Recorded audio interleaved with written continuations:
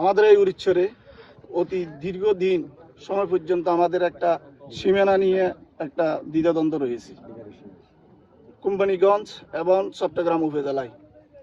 আমাদের উড়িষ্যারের বৃহত্তম ইউনিয়ন সন্দ্বীপ উপজেলার 1 নম্বর ইউনিয়ন এটা।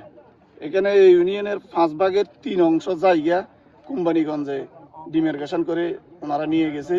যেহেতু ফেসিস্ট সরকারের আমলে ওবায়দুল কাদের, তারপরে এর পূর্বে ছিল ব্যারিস্টার মওদুদ আহমেদ, এদের প্রভাবের কারণে আমরা এই আমাদের ভূমিটা হারাতে হচ্ছে। যেহেতু ওনারা জোর প্রয়োগ করে ডিমার্কেশন করে ফেলছে আমাদের উড়িষ্যারের 5 ভাগের 3 অংশ জায়গা ওনারা ডিমার্কেশন করে ওনাদের দাবি করতেছে। এবং এই 3 অংশ জায়গার ভিতরে প্রায় আমরা 5,000-এরও অধিক লোক বসবাস করতেছি।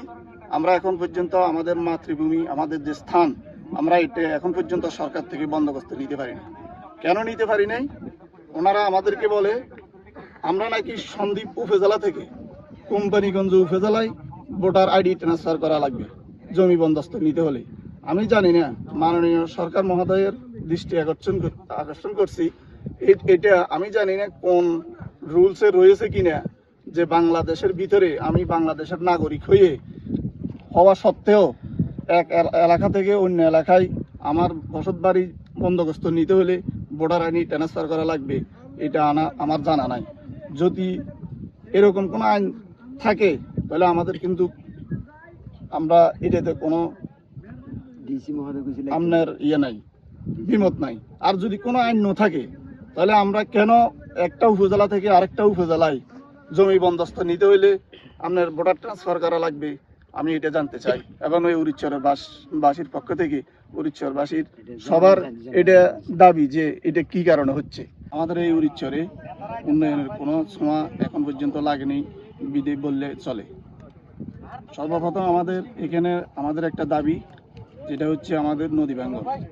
আমাদের দক্ষিণ দিক থেকে আমাদের ভূমি ভাঙ্গিয়ে সাগর বিলীন হয়ে যাইতেছে। আমাদের হাজার হাজার লোকের বসত বাড়ি সব নদী গর্ভে বিলীন হয়ে গেছে।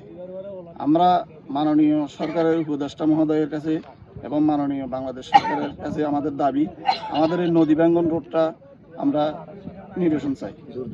আমাদের জোর দাবি উড়িষ্যাবাসীর পক্ষ থেকে নদী ভাঙ্গনটা বন্ধ করার। এই নদী ভাঙ্গন বন্ধ হইলে আমাদের উড়িষ্যারের একটা স্বস্তি ফিরে আসবে।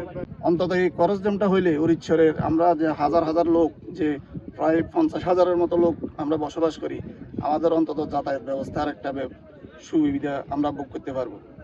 যেন যে সমস্ত আমরা রাতের অন্ধকারে আমাদের যে সমস্ত মা বোনেরা আপনার চিকিৎসার অভাবে প্রাণ হারায়, অন্তত এই সড়কটা হইলে আমরা যে কোনো মুহূর্তে অন্তত যে কোনো জায়গায় একটা ডাক্তারের, একটা হসপিটালে আমরা অন্তত নামার মতো ব্যবস্থা হবে।